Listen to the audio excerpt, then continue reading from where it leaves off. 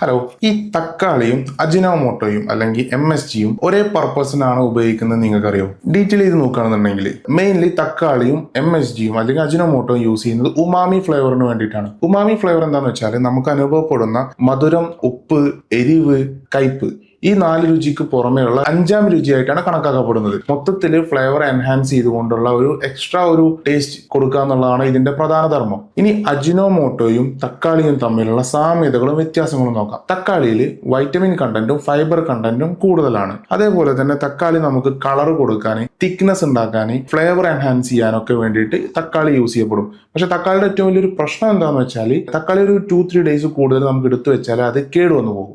ഇതിന്റെ തന്നെ ഒരു കെമിക്കൽ വേർഷനാണ് അജിനോമോട്ടോ അല്ലെങ്കിൽ MSG എന്ന് പറയുന്നത്. ഓക്കെ, ഇതിന് ന്യൂട്രീഷണൽ കണ്ടന്റ്സ് ഒന്നുമില്ല, ഫൈബർ കാര്യങ്ങൾ നമുക്ക് ശരീരത്തിന് ഗുണമുള്ള പ്രത്യേകിച്ച് കാര്യങ്ങളൊന്നുമില്ല. ഇത് നമുക്ക് ഈ ഏഷ്യൻ ചൈനീസ് വിഭവങ്ങളിലാണ് കൂടുതലായിട്ട് യൂസ് ചെയ്യപ്പെടുന്നതും. ഇതിന് എക്സ്പയറി ഡേറ്റ് ഒരുപാടുണ്ട് എന്നുള്ളതാണ് ഇതിന്റെ ഒരു പ്രത്യേകത. തക്കാളി യൂസ് ചെയ്യുന്ന അത്ര ആളുകൾ ഇത് യൂസ് ചെയ്യേണ്ടതും ഇല്ല എന്നുള്ളത് മറ്റൊരു പ്രത്യേകതയാണ്. എന്നാൽ ചില ആളുകൾക്ക് ഈ പറഞ്ഞ പോലെ അജിനോമോട്ടോ അമിതമായി ഉപയോഗിക്കുന്നതിന്റെ ഫലമായിട്ട് തലവേദനയോ അല്ലെങ്കിൽ വയർ സംബന്ധമായിട്ടുള്ള എന്തെങ്കിലും അസ്വസ്ഥകളൊക്കെ നേരിടാറുണ്ട്. പലരും പറയുന്നത് ഒരുപാട് വെള്ളം കുടിച്ചാൽ അത് സോൾവ് ചെയ്യാൻ പറ്റുമെന്ന് പറയപ്പെടുന്നുണ്ട്. സോ ചുരുക്കി പറഞ്ഞാൽ തക്കാളിയുടെയും അജിനോമോട്ടോയുടെയും പർപ്പസ് ഓൾമോസ്റ്റ് സെയിം ആണ്. തക്കാളിക്ക് ചില ബെനിഫിറ്റ്സ് കൂടുതലുണ്ട് എങ്കിലും ഏതൊരു സാധനമാണെങ്കിലും അതിൻ്റെതായിട്ടുള്ള കറക്റ്റ് മെഷർമെന്റിൽ യൂസ് ചെയ്യുകയാണെന്നുണ്ടെങ്കിൽ നമുക്ക് നല്ലതായിരിക്കും. ഏതൊരു സാധനമാണെങ്കിലും അമിതമായിട്ട് ഉപയോഗിച്ച് കഴിഞ്ഞാൽ എന്തായാലും അതിനനുസരിച്ചുള്ള പ്രോബ്ലംസ് ഉണ്ടാവും.